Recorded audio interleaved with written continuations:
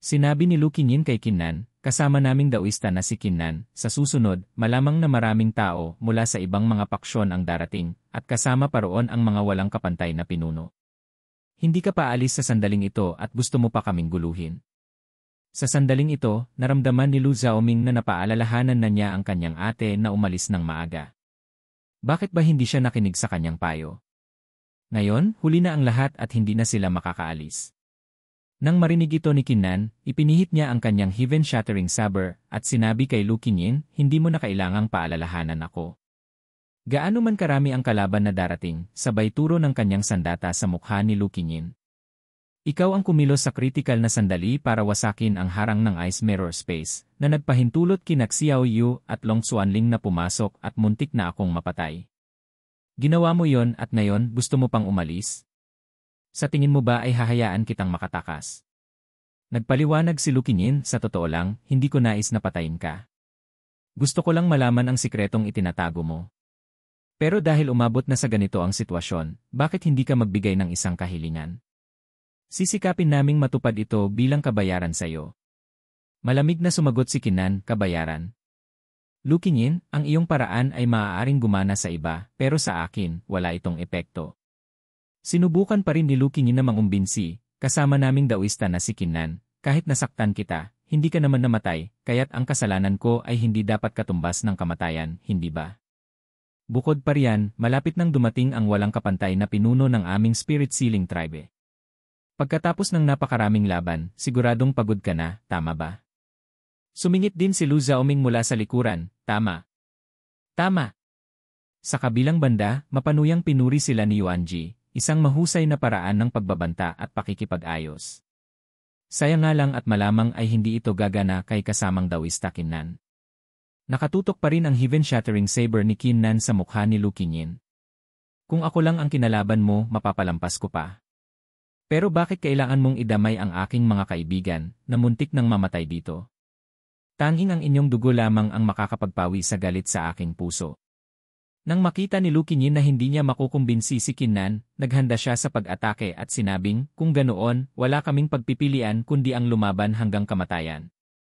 Pagkatapos ay sinabi niya sa mga natitirang nakaligtas, mga kasama, gaano man kalakas si Kinnan, mauubos din ang kanyang lakas immortal. Kung magkakaisa tayo ngayon, tiyak na makakahanap tayo ng daan para mabuhay.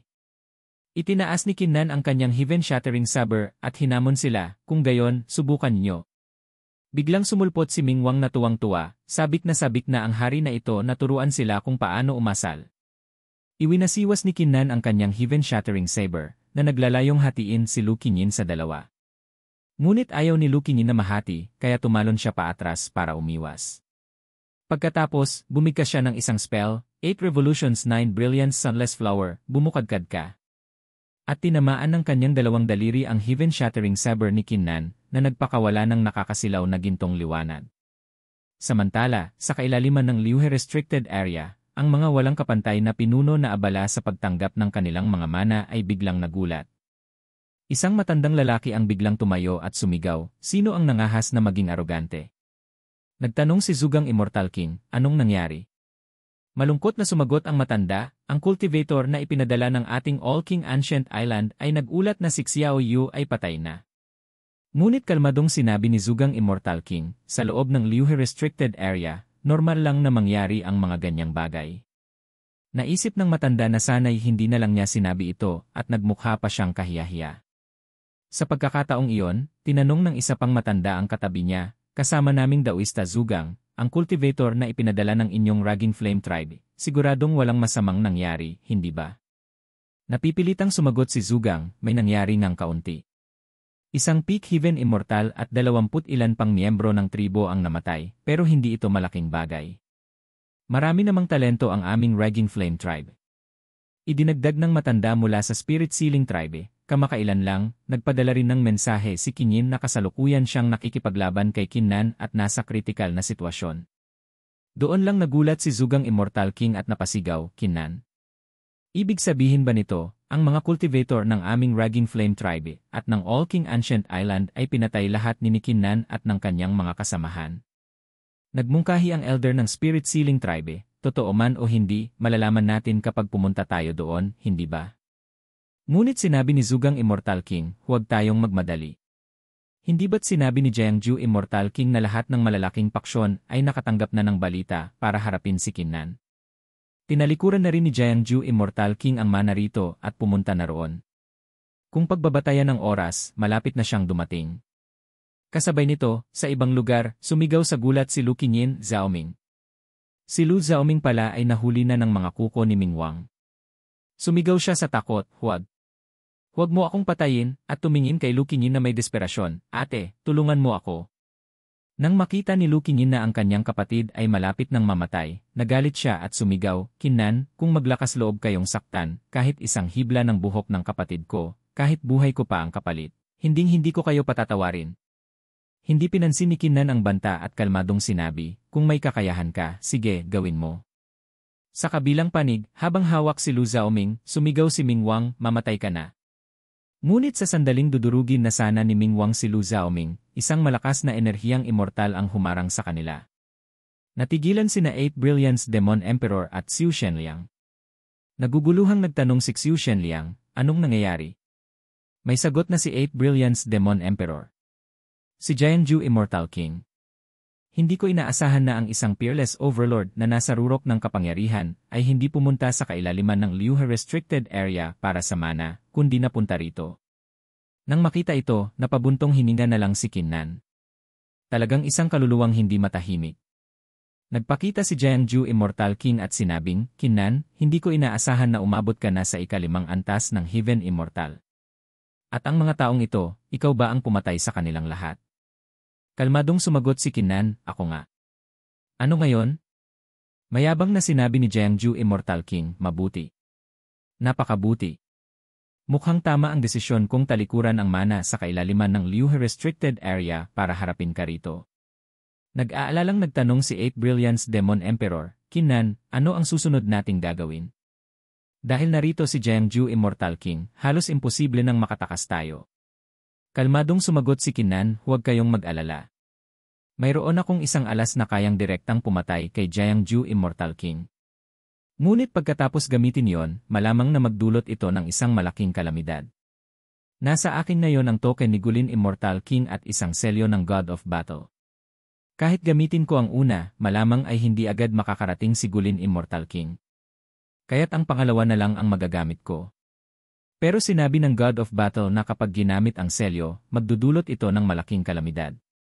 Sinabi ni 8 Brilliance Demon Emperor na mas iniisip ang kaligtasan, malaking kalamidad kung malaking kalamidad. Ang mahalaga ay malampasan muna natin ang kasalukuyang panganib. Sumang-ayon si Kinnan. Sige kung ganoon. Ngunit nag-alok si Lu Qingyin, Kinnan, pakawalan niyo ang kapatid ko. May paraan ako para pansamantala kayong makaalis dito, na magbibigay sa inyo ng sapat na oras na katumbas ng 100 paghinga. Nang marinig ito ni Kinnan, naisip niyang maganda ang ideya at sumang-ayon siya. Sige. Sinabi rin ni Mingwang, sige. Gagawa ang hari na ito ng isang Immortal Demon Oath. Hanggat magagawa mo ang sinabi mo, magiging ligtas ang iyong kapatid. Sinabi ni Kinnan sa lahat, maghanda kayo.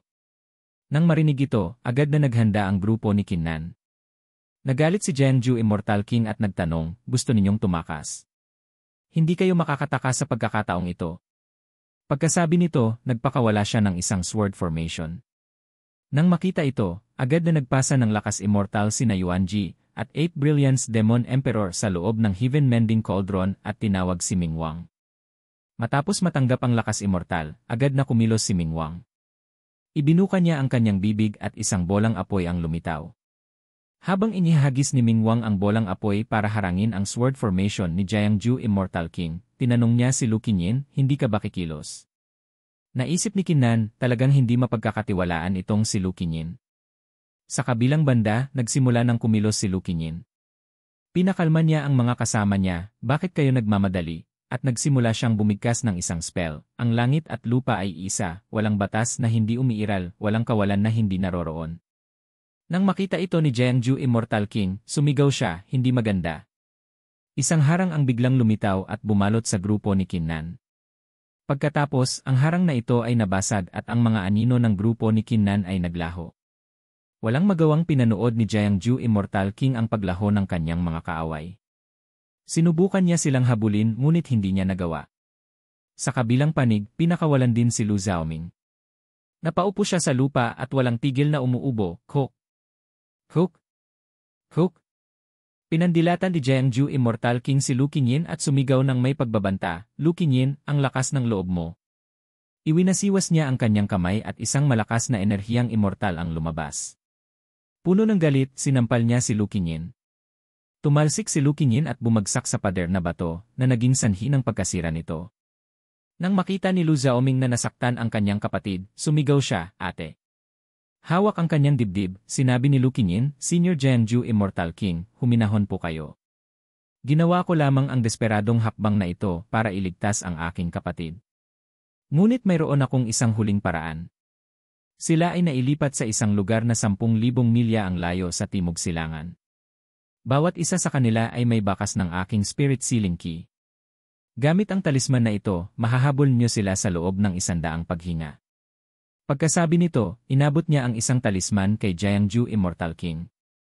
Galit na sinabi ni Jiangju Immortal King, Lu Qingyin, alam mo ba kung sino ang pinatakas mo? Gaano man kahalaga ang buhay ng kapatid mo, mas mahalaga pa ba ito kaysa sa pagpatay sa kanila? Kung hindi lang dahil sa 9 Heavens Supreme ng Spirit Sealing Tribe na nasa Liu Restricted Area, siguradong papatayin kita ngayon. Maaaring hindi ka patayin, ngunit hindi ka makakataka sa parusa. Pagkasabi nito, isang maliit na dragon ang lumitaw sa kanyang kamay. Iwinasiwas niya ito at tinamaan ang tiyan ni Lu Qingyin na muling tumalsik. Sumigaw si Lu Xiaoming, ate. Ngumisi si Jiangju Immortal King. Dahil ganyan mo kamahal at pinoprotektahan ang iyong kapatid, siguradong hindi ka magrereklamo kung maputol man ang lahat ng iyong mga meridian para sa kanya, hindi ba? Pagkatapos, agad siyang lumipad palayo, iniwan si Lu Qingyin na hirap na bumangon habang nagmumura sa kanyang isip, damn you, matandang Jiangju. Naglakas loob siyang. Samantala, sa isang dagat ng ulap na 10,000 milya ang layo, dumating na rin ang grupo ni Qin Nan. Nakahinga ng maluwag si Eight Brilliance Demon Emperor at sinabing, sa wakas, nakatakas din tayo. Tiningnan ni Qin Nan si Xueyan na nasa bisig ni Xiu Shenliang at tinanong si Ming Wang na nasa Heaven Mending Cauldron, kumusta na si Senior Xueyan? Isang pakiramdam ng pagkakasala ang bumalot sa kanya. Kung hindi dahil sa akin, hindi sana ganito ang sinapit ni Senior Xueyan. Sumagot si Ming Wang, tamang-tama ang paglabas mo sa iyong seklusyon. Nailigtas niya ang kanyang buhay, ngunit wasak na ang kanyang cultivation.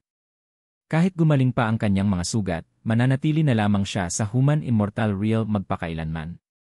Nang marinig ito, nabigla si Qin Nan at sumigaw, ano? Tahimik na nag-isip si Qin Nan na siya na ang tatapos sa alitan nila ni Long Xuanling. Sa sandaling yon, biglang nag-vibrate ang token mula kay Gulin Immortal King. Naisip ni Qin Nan, nagpadala ako ng Divine Sense kay Gulin Immortal King kanina. Sinabi niya na kaya niyang kumilos ng isang beses gamit ang token na ito nang hindi personal na pumupunta para malutas ang ating krisis. Hindi madaling kalaban si Lu Qingyin, baka mayroon pa siyang ibang paraan.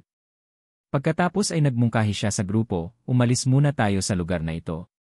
Yumiling si Eight Brilliance Demon Emperor. Qin Nan, hindi na muna ako pupunta sa kailaliman ng Liu Restricted Area. Babalik muna ako sa lupain ng mga hindi namamatay para i-refine ang mga kayamanang nakuha ko. Pagkatapos, muli akong papasok sa restricted area para makipag-agawan ng mana. Sabay-sabay na sinabi ni Yuanji at Xiu Shenliang, ganoon din kami. Idinagdag pa ni Xiu Shenliang, at isa pa, may dala akong sugatan ngayon. Mas mabuting iwasan muna ang mga mapanganib na lugar. Nagsalita rin si Ling Lanlan, Qin Nan, sasama ako sa kanila. Pagkatapos ay nagpadala siya ng mensahe kay Qin Nan, tungkol sa Maxu sa kailaliman ng Liu Restricted Area, hindi ko masabi ang mga detalye, pero masasabi kong isa itong libingan na may taong buhay sa loob. Hinimas ni Qin Nan ang kanyang baba habang nag-iisip, mukhang tama nga ang sinabi ni Empress Fiu. Ang taong buhay sa loob ng libingang iyon ang marahil ang susi sa misteryo ng aking nakaraang buhay. Kaya't sumang-ayon si Qin Nan sa lahat. Sige, maghiwa-hiwalay tayo rito.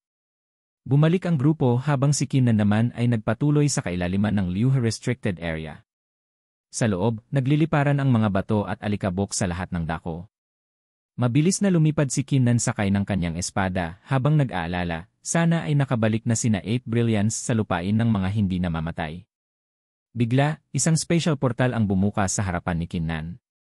Sumilip si Jiangju Immortal King at sinabing, Kinnan, sa wakas, nahabol din kita. Nang makita ang mukha nito, galit na sumigaw si Mingwang, talagang tinraidor tayo ng Lu Qingyin na yon. Sa susunod na makita ko siya, sisiguraduhin kong mas gugustuhin pa niyang mamatay. Malamig na nagtanong si Jiangju Immortal King, Kinnan, nag-iisa ka lang. Mas mabuti, mas kaunting abala. Mamatay ka na. Muli niyang pinakawalan ang kanyang sword formation at sumugod kay Kinnan. Nang makita ang paparating na sword formation, naisip ni Kinnan, mukhang kailangan ko nang gamitin ang token ni Gulin Immortal King. Isang harang ang itinaas ni Kinnan upang salagin ang mga espada ni Jiangju Immortal King. Inactivate niya ang token at naisip, mula sa loob ng token, narinig ang boses ni Gulin Immortal King. Hindi ko akalain na si Jiangju Immortal King, isang peerless overlord, ay hahabulin at papatayin ang isang nasa ikalimang antas lamang na Heaven Immortal. Kung malalaman ito ng mundo, hindi ka ba natatakot na pagtawanan ng mga bayani? Isang pagoda ang lumitaw at prinotektahan si Kinnan. Iwinasiwas ni Jiangju Immortal King ang kanyang espada, ngunit hindi niya ito mabasag. Galit siyang nagsabi, Kinnan, hindi ka nga talaga madaling patayin. Ngunit ito ay isang manifestasyon lamang ng kalooban. Paano nito mapipigilan ang isang tulad ko? Sinabi ni Gulin Immortal King kay Jiangju Immortal King, kahit isa lang akong hibla ng kalooban, sapat na ito para maitakas si Kinnan. Pagkasabi nito, binalot ng pagoda si Kinnan at nagsimulang mag-teleport. Nang makita ito, sumigaw si Jiangju Immortal King, Peste. Huwag mong hayaang malaman ko kung sino ka, kung hindi, hinding-hindi kita patatawarin. Mabilis na naihatid si Kinnan sa ibang lugar. Lumitaw ang sinaunang pagoda at ibinaba si Kinnan sa lupa. Nagtski si Mingwang, grabe, ang galante naman ng peerless overlord na ito.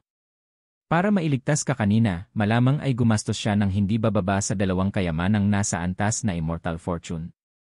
Nagulat si Kinnan at nagtanong, 2 kayamanang nasa antas na immortal fortune. Agad siyang nagsalita sa token ng may pasasalamat, Senior Gulin, sa pagkakataong ito, utang na loob ko po ito sa inyo.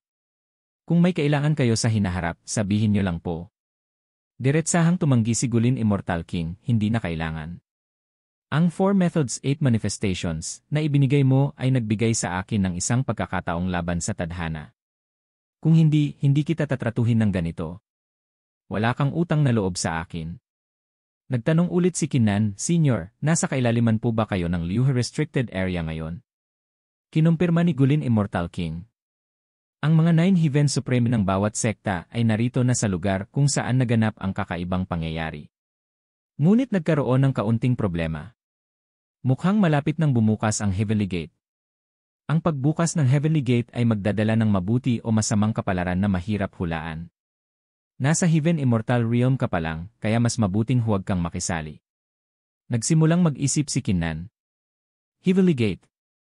Nagpatuloy si Gulin Immortal King, dahil sa impluensya ng Heavenly Gate, isang Destiny Bestowing Tree ang lumitaw sa gilid ng malalim na bahagi ng Liu Restricted Area, at malapit na itong mamunga. Kinnan, maaari kang pumunta roon at subukan ang iyong kapalaran. Pagkasabi nito, tuluyan nang naglaho ang presensya sa token ni Gulin Immortal King. Lumingon si Kinnan at tinanong ang kasama niyang si Mingwang, alam mo ba kung ano ang Heavenly Gate? At ano naman ang Destiny Bestowing Tree? Sumagot si Mingwang, hindi ako sigurado sa Heavenly Gate, pero ang Destiny Bestowing Tree ay isang napakagandang bagay.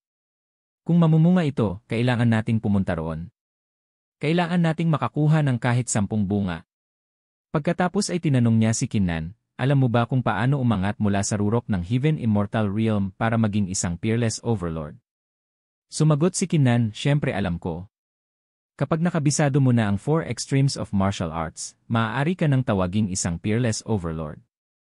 Kapag naabot mo ang rurok ng peerless overlord at nakabuo ng isang Dao Crystal, maaari ka nang tawaging isang 9 Heaven Supreme.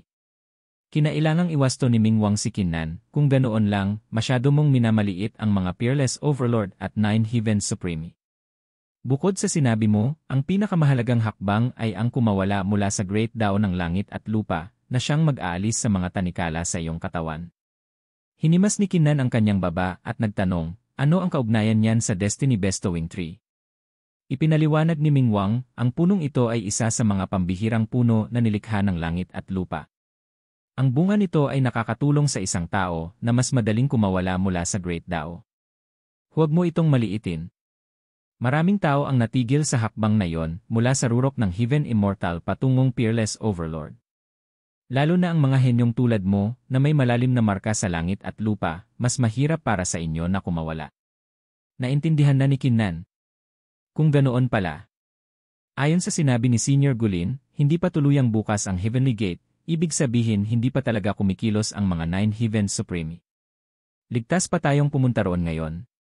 Kapag bumukas na ang Heavenly Gate, aalis na lang tayo. Kung gayon, umalis na tayo ngayon patungo sa kailaliman ng Liu Restricted Area. Pagkasabi nito, lumipad si Kinnan sakay ng kanyang espada. Mabilis silang nakarating ni Mingwang sa pinakadulong bahagi ng Liu Restricted Area. Kasabay nito, isang cultivator ang pinasukan ng berdeng enerhiya sa katawan. Sumigaw siya sa sakit, Pagkatapos, biglang namula ang kanyang mga mata at nagpakita ng gulat na ekspresyon. Umupo siya at sinabing, Kinnan, napakalaki ng hirap ko para palakasin ang aking katawan sa antas na yon, pero sinira mo lang. Pero hindi mo inaasahan, hindi ba? Pagkatapos kong gamitin ang ipinagbabawal na sining para tumakas, nagawa kong sapian ang katawan ng iba. Sa susunod, ako, si Long Xuanling, ay sisiguraduhing mamamatay ka ng walang libingan.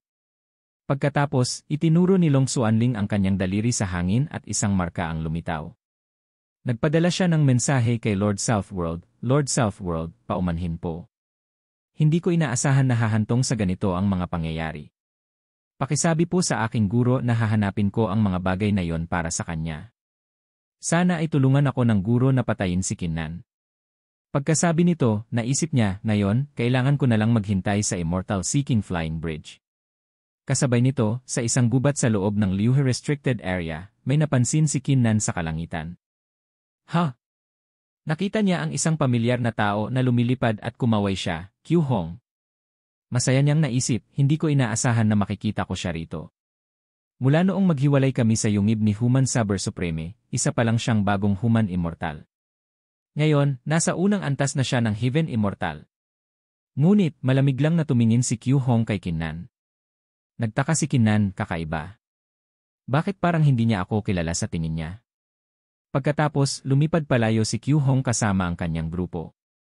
Tinanong ni Mingwang, kilala mo ba ang mga tao mula sa Fishan Ancient Sect? Nagulat si Kinnan, mga taga Fishan Ancient Sect sila. Nagduda siya. Kakaiba. Dati, walang anumang kaugnayan si Qiu Hong sa Fishan Ancient Sect. Bakit kasama na niya sila ngayon? At ang tingin niya sa akin kanina. Nag-alab ang galit sa puso ni Kinnan. Hindi kaya sinapian na ang katawan niya? Nang makita ang itsura ni Kinnan, nagtanong si Mingwang, bakit bigla kang naglabas ng nakamamatay na aura? Ipinaliwanag ni Kinnan, ang leader ng grupong iyon mula sa Fishan Ancient Sect kanina ay isang matalik kong kaibigan. Dati, wala siyang anumang kaugnayan sa kanila, pero ngayon. Pinaalalahanan ni Mingwang si Kinnan, kung gayon, ihanda mo na ang iyong sarili. Malamang ay sinapian na ang katawan ng kaibigan mo. Kami, ang 10 Ancient Evils, ay malupit na, ngunit mas masahol pa ang Fishan Ancient Sect. Naggitngit ang mga ngipin ni Kinnan. Kung totoo yan, hinding-hindi ko sila patatawarin. Sabi ni Mingwang, mahirap yan. Alam mo ba kung bakit laging magkakasama ang mga taga Fishan Ancient Sect? Nagtanong si Kinnan, bakit? Ipinaliwanag ni Mingwang, dahil sa kanilang masamang reputasyon. Kung hindi sila magkakasama, kapag nakatagpo sila ng isang cultivator na nakakakilala sa kanila, agad silang papatayin. Naintindihan na ni Kinnan. Kung gayon pala. Ang grupo ng Fishan Ancient Sect ay papunta sa kailaliman ng Liu Restricted Area. Ang kanilang layunin ay malamang na may kaugnayan sa Heavenly Gate na binanggit ni Gulin Immortal King. Hanapin muna natin ang Destiny Bestowing Tree, at kapag bumukas na ang Heavenly Gate, saka tayo papasok sa mas malalim na bahagi. Hindi nagtagal, natagpuan ni Kinnan ang Destiny Bestowing Tree sa tuktok ng isang bundok. Tinanong ni Kinnan si Mingwang, iyon ba ang Destiny Bestowing Tree? Maraming cultivator dito, at marami sa kanila ay kaaway ko. Sumigaw si Mingwang, naku. Huwag muna tayong magpapakita. Pinakalma siya ni Kinnan, huwag kang mag-alala, magbabalat kayo ako ng maayos. Mabuti na lang at limitado ang divine sense ng mga cultivator sa Liu Restricted Area, kaya maliit ang tsansang mabuking tayo. Nagmungkahi si Mingwang, kung gayon, magtatago muna ako sa iyong storage ring. Nagsuot si Kinnan ng isang balabal na tumatakip sa kanyang ulo at maingat na sumiksik sa gitna ng karamihan upang hindi makatawag ng pansin. Tumingin si Kinnan sa kanan at nakita ang isang cultivator na nasa ika-6 na antas ng Heaven Immortal. Siguro iyan si Zuyan, ang henyo ng Raging Flame Tribe. Pagkatapos ay tumingin siya sa kaliwa at may nakita. Ika-7 antas ng Heaven Immortal. Siguro iyan si Gu Xiaoyao, ang henyo ng Wengu Tribe. Sa sandaling iyon, nag-uusap ang ilang tao. Narinig mo na ba? Hindi lang naibalik ng Kinnan na iyon ang kanyang Dao Foundation, kundi umabot pa sa ika-5 antas ng Heaven Immortal at pinatay ang daan-daang cultivator mula sa Extreme Living Gate at Raging Flame Tribe sa isang iglap. Sumagot ang isa, "Siyempre narinig ko na." Ngayon, lahat ng malalaking paksyon ay nag-utos sa kanilang mga disipulo na patayin si Kinnan sa oras na makita siya. Maging ang 9 Heaven Supreme ng Spirit Sealing Tribe ay personal nang nagsalita. Pinagpawisan si Kinnan nang marinig ito. Alam ko nang mangyayari ito. Sakto namang may isang taong tumuro sa puno at sumigaw, namumulaklak na. Pagkatapos, lumitaw ang mga kumpol ng bunga mula sa Destiny Bestowing Tree at nagsimulang mahulog.